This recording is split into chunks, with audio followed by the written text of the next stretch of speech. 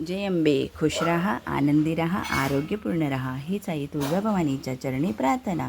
तर आज बघा आम्ही कुठे चाललो आहे. आम्ही चाललो आहे तपोवनमध्ये.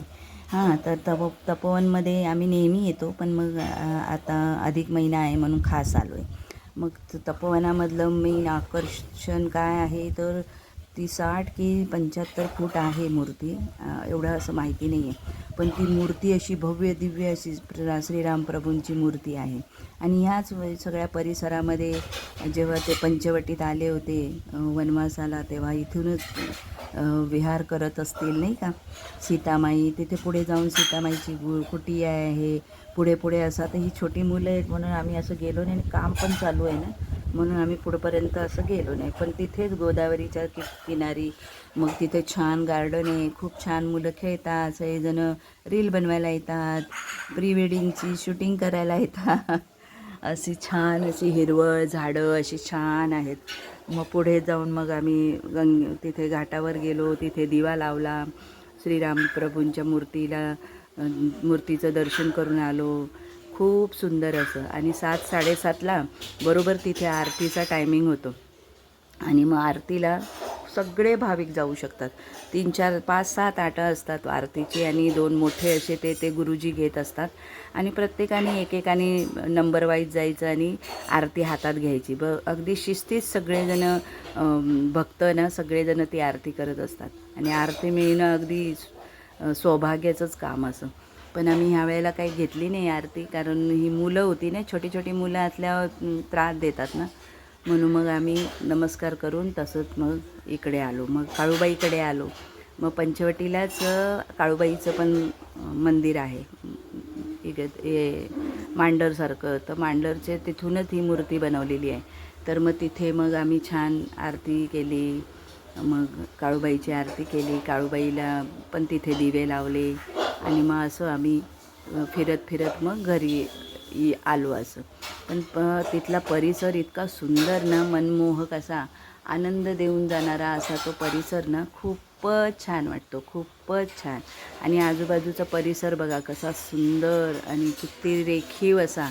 तिथली ती झाडी तरी आता पाऊस पडला ना ते पडले वाटतं झाडं काहीतरी, पावसामुळे खूप मोठा पाऊस आलेला ना, तर अशी पावनभूमीमध्ये आम्ही राहतो आहे, याचा अभिमान आहे आम्हाला. आणि मग केव्हा वाटेल तेव्हा आम्ही ह्या पावनभूमीत येतो आणि खूप रमून जातो श्रीरामांच्या चरणी.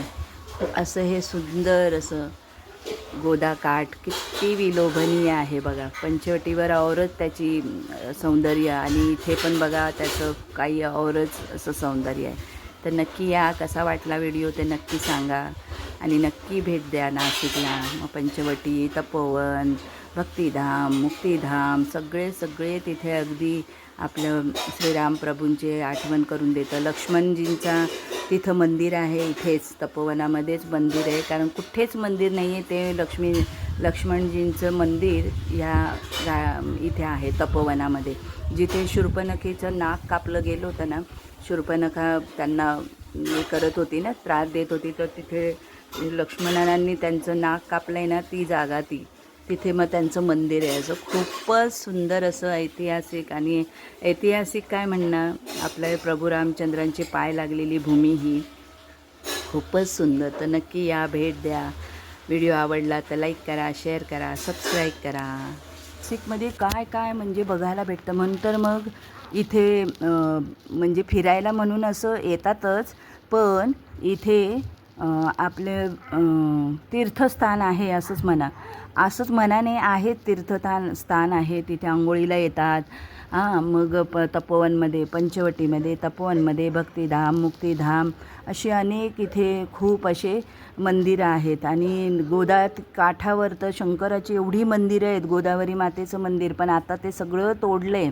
आता कुंभमेळ्यामध्ये बघा त्याचं सौंदर्यता अजूनच वाढणार आहे. आता काम चालू आहे, तर पुढच्या वर्षी आहे ना कुंभमेळा, तर कुंभमेळ्यासाठी अजून छान काम चालू आहे. त्यामुळे अशी मज्जा येणार आहे, खूपच मजा येणार आहे. त्यामुळे खूपच सुंदर पावनभूमी आमची बघा, कशी छान नदीने नटलेली, सजलेली. आणि मग मिसळ वगैरे पण आमच्या इथेच नाही का, नाशिकची मिसळ, कोल्हापूर नंतर आमच्याकडे नाशिकची मिसळ फेमस. तर नक्की या, भेट द्या. जय देवी काळूबाई पाझरल्या ज्योती. जय देवी काळूबाई पाझरल्या ज्योती. आरती ओवाळू मनोभावे काळूबाई तुझी मूर्ती. आरती ओवाळू मनोभावे काळूबाई तुझी मूर्ती. घनघोर झाडी आजूबाजूला मांडर गावातुनी. घेतला अवतार माता तू पार्वती भवानी. कलिकासुर दैत्या मारुनी उभी गडावर. 33 कोटी देव गरजू तुझा जय जयकार करती. आरती ओवाळू मनोभावे काळूबाई तुझी मूर्ती. काळू